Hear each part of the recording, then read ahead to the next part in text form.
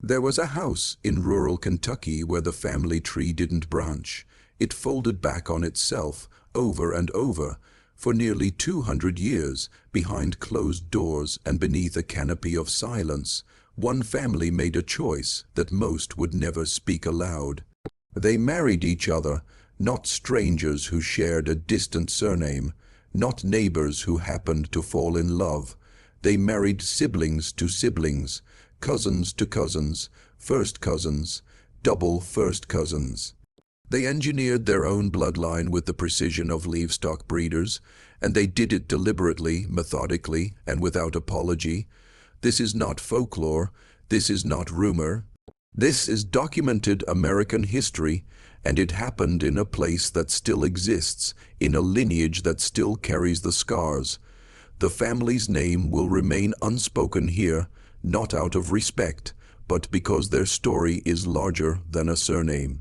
It is a story about control, about isolation, about what happens when a household decides that the outside world is a contamination, and that purity, true purity, can only be maintained by turning inward, by keeping everything, including blood, inside the walls. The children born into this family were not given a choice. They were born into a system that had already decided their future, who they would marry, who they would touch, whose children they would bear, and the system was upheld not by law, but by something far more powerful, tradition. The records are there, the marriage certificates, the birth certificates, the census data. Genealogists have mapped it, horrified by what they found. Generation after generation, the names repeat. The same 8 surnames circling each other in an endless loop, intermarrying, interbreeding, creating a genetic echo chamber that defied every natural instinct toward diversity, toward health, toward survival itself. And yet they survived, for a while, until the consequences could no longer be hidden, until the children began to show what happens when a family refuses to let new blood in. When they believed that their way of life, their land, their secrets, were worth more than the future of their own descendants. This is not a story about love. It is a story about possession, about a family that believed it owned not just property, but people, and about the children who paid the price for a purity that was never pure at all. It began in the early 1800s, when America was still stitching itself together, when land was cheap and isolation was easy. The family settled in the hills, far from towns, far from churches that might ask questions, far from neighbors who might judge. They built their homestead on acres of forested land, self-sufficient, self-contained, and slowly, almost imperceptibly, they began to close the circle. The first marriages were probably innocent. Cousins marrying cousins was not uncommon in rural America. Resources were scarce, options were limited, but this family didn't stop there, they refined it. They made it doctrine. The patriarch, the man who set this pattern in motion, believed that outsiders weakened the family, that strangers brought disease, disloyalty, and dilution. He had seen other families fall apart when they married into different communities, when they allowed their children to leave, when they let the bloodline scatter. He would not allow that. His children would marry each other's children. His grandchildren would marry their own cousins, and his great-grandchildren would continue the cycle. The family would remain intact, pure, unbroken. This was not madness to him. This was strategy, and so it became tradition. The eldest son of one household would marry the eldest daughter of his uncle's household. 2 brothers would marry 2 sisters, creating double first cousins, children who shared not just one set of grandparents, but both. The genetic overlap was profound. The children of these unions were more like siblings than cousins, sharing nearly the same DNA as half-siblings in a typical family, but the family did not speak of genetics. They spoke of loyalty, of strength, of keeping what was theirs. The community around them knew, of course they knew. Whispers traveled through the hills, the family that kept to itself, the family that didn't take brides from the outside. But no one intervened. This was rural America, where privacy was sacred and what happened behind closed doors stayed there. Besides, the family was prosperous, they owned land, they produced crops, they appeared from the outside to be thriving. And for a generation, maybe two, it seemed to work. The children were born healthy, the marriages held, the land stayed in the family, but beneath the surface, something was already beginning to fracture. By the third generation, the cracks started to show, not in the land, not in the wealth, but in the children, in their faces, in their bodies, in the quiet struggles that the family tried desperately to hide. The first sign was subtle, a child born with a clubfoot, another with a cleft palate. Then came the hearing loss, the vision problems, the developmental delays that the family explained away as slow learning, as shyness, as the child simply being different. But the doctors who occasionally saw these children knew better. They saw the pattern. They saw what happens when the gene pool becomes a puddle, when recessive traits, the ones that nature usually buries beneath dominant genes, suddenly have nowhere to hide. When both parents carry the same broken genetic code, their children inherit it twice, and the body cannot compensate. The family adapted. They became more isolated. They stopped taking the children to town. They stopped inviting the doctor unless it was an emergency. They homeschooled home, birthed and kept the outside world at arm's length. The children who were born healthy were celebrated. The ones who were not were hidden. Not out of cruelty, necessarily, but out of shame, out of a deep, unspoken understanding that what they were doing was creating this, that their insistence on purity was producing the opposite, that the bloodline they were trying to protect was poisoning itself from within. But they did not stop. They could not stop, because stopping would mean admitting that everything they had built, everything they believed, was a mistake. It would mean acknowledging that the outsiders they feared, the strangers they kept away, were not the danger. They were their own choices, their own pride, their own refusal to let go, and so the marriages continued, the births continued, and the children continued to pay the price. By the fourth generation, the family had fractured into two camps. There were those who still believed in the old ways, who insisted that the problems were isolated incidents, bad luck, God's will, anything but the truth. And there were those who had begun to see. The younger members who had left, who had married outsiders, who had children that were healthy and strong and unburdened by the weight of centuries of genetic repetition. These were the ones who tried to intervene, who begged their siblings, their cousins, to stop, to marry someone new, to let fresh blood in before it was too late. They were ignored, or worse, they were shunned, accused of betrayal, of turning their backs on the family, of forgetting where they came from. The family closed ranks tighter than ever, and the cycle continued.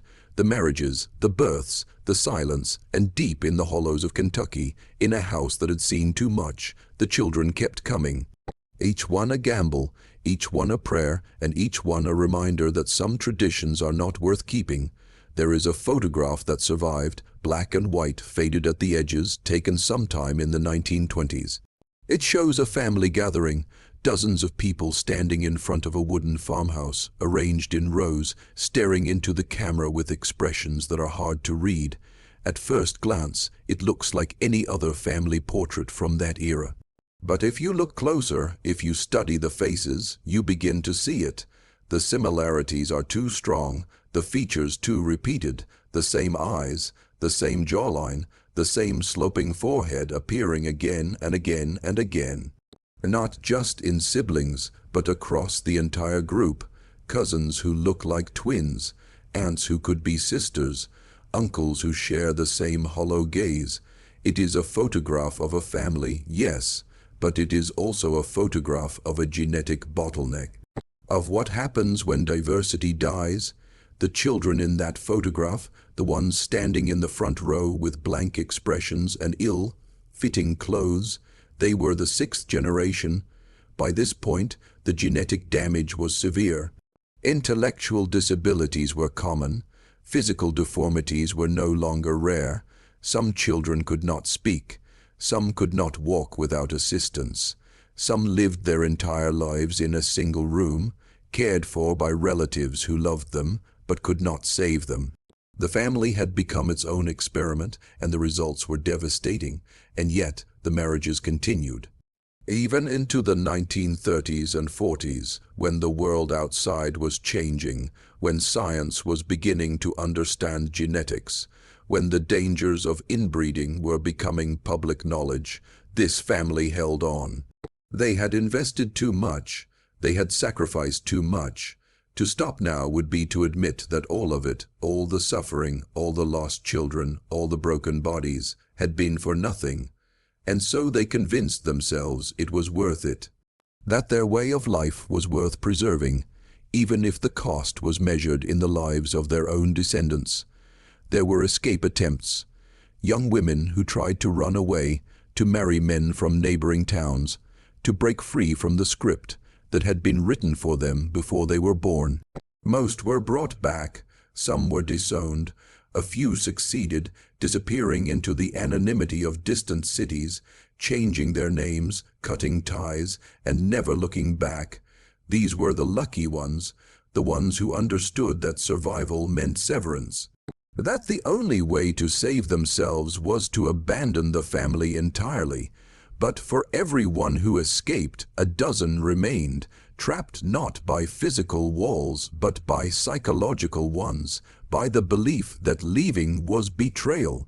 That family was everything, that the outside world was dangerous, corrupt, untrustworthy. They stayed. They married who they were told to marry. They had children who inherited the same fate, and the cycle, impossibly, continued. Even as the evidence of its failure surrounded them, even as the graveyard filled with children who did not live past infancy, even as the family tree became less a tree and more a tangled knot of names repeating endlessly, choking on itself. By the 1960s, the family was a shadow of what it had been. The land was still there, the houses were still standing, but the people were fewer, weaker. The bloodline that had been so carefully guarded was now barely viable. Infant mortality was staggering. Miscarriages were routine. The few children who survived to adulthood often could not have children of their own. The family was dying, not from outside forces, but from the inside. From the very thing they had tried to protect. Medical professionals who encountered members of this family were horrified. Genetic counselors who later studied the lineage described it as one of the most extreme cases of sustained inbreeding in American history. The coefficient of inbreeding, a measure of how closely related parents are, was off the charts. In a healthy population, that number is close to zero. In this family, for many of the children born in the 20th century, it approached levels typically only seen in laboratory experiments with isolated animal populations. These children were not just the product of cousins marrying. They were the product of cousins marrying cousins for generations, creating a genetic echo that amplified every flaw, every weakness, every hidden mutation, and still some defended it. Even as late as the 1970s, there were family members who insisted that this was their right. That how they chose to live, how they chose to marry, was no one else's business. They framed it as a matter of freedom, of tradition, of resistance against a world that wanted to tell them how to live. They refused to see what was plainly visible, that their children were suffering, that their way of life was unsustainable, that the price of their isolation was being paid in blood, in pain, in lives cut short before they ever truly began. If you're still watching, you're already braver than most. Tell us in the comments, what would you have done if this was your bloodline? Would you have been the one to break the cycle, or would the weight of tradition have kept you silent? The turning point came not from within the family, but from outside. Social services began to take notice. Teachers, the few who encountered these children, reported concerns. Doctors broke their silence. And slowly, painfully, the state began to intervene, not to punish, but to protect, to remove children from situations where their health and safety were at risk, to offer genetic counseling, education, resources. To show the family that there was another way, some accepted the help. The younger generation, especially, began to understand what had been done to them. They sought therapy. They married outside the family. They moved away, started new lives, had children who were healthy and whole. They broke the chain, not easily, but deliberately, with full knowledge of what it cost. Others refused. They remained on the land, clinging to the old ways, growing older and fewer with each passing year. The last of a dying breed, holding onto a tradition that had already destroyed them. What haunts most about this story is not just what happened, but why. Why would a family do this to itself?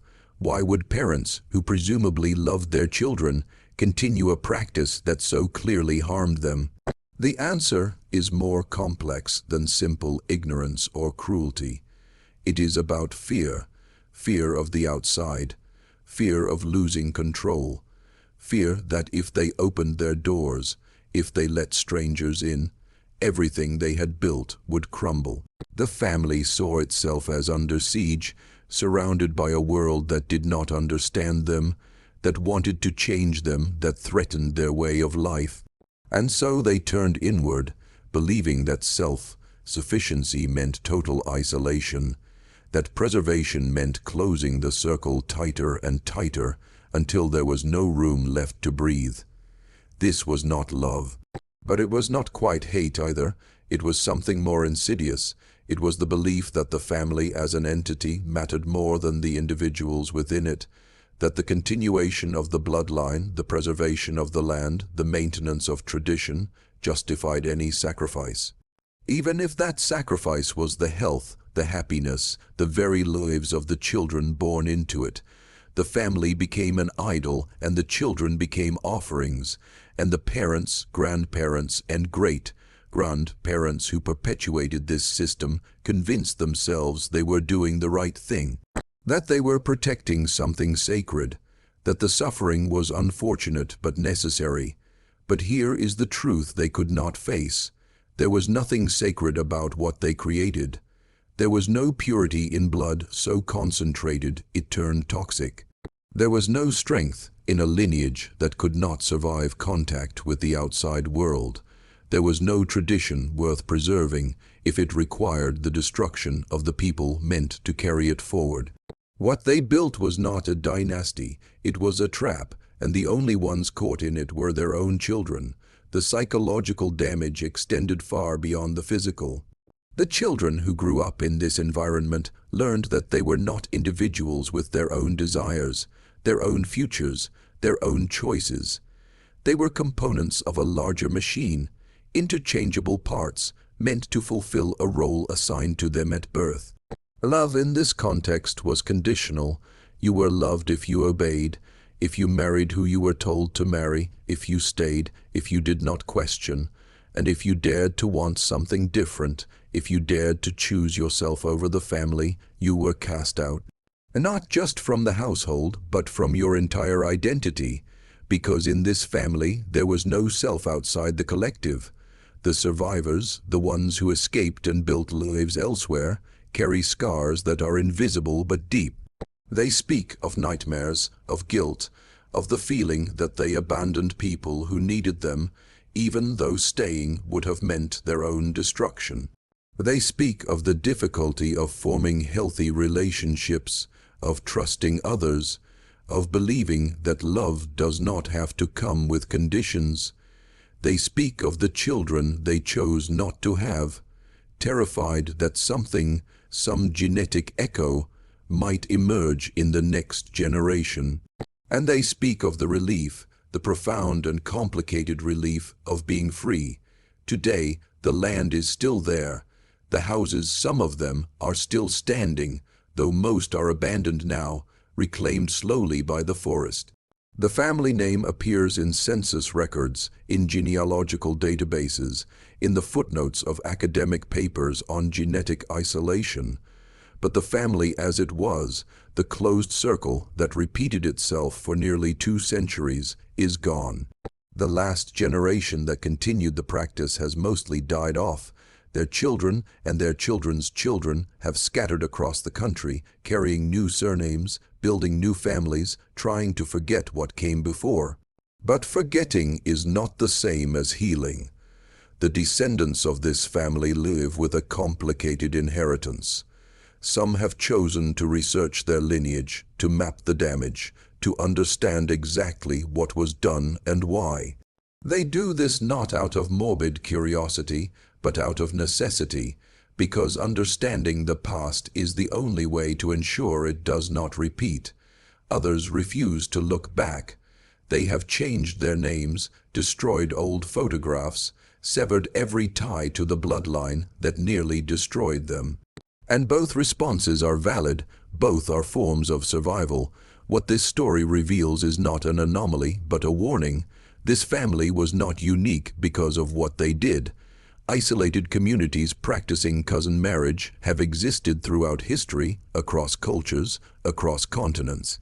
What makes this case extreme is the duration, the deliberateness, the refusal to stop even when the consequences became undeniable.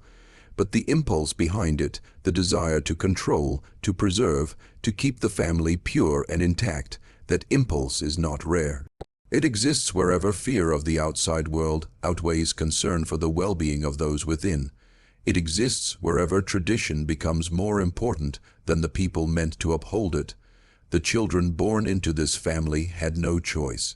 They did not choose their parents, they did not choose their genes, they did not choose the tradition that dictated who they would marry, what their lives would look like, what suffering they would endure. They were born into a system that used them as tools for its own continuation, and many of them did not survive it. The ones who did carry the weight of that survival every day, and they deserve to be remembered not as victims, but as the ones who broke the cycle.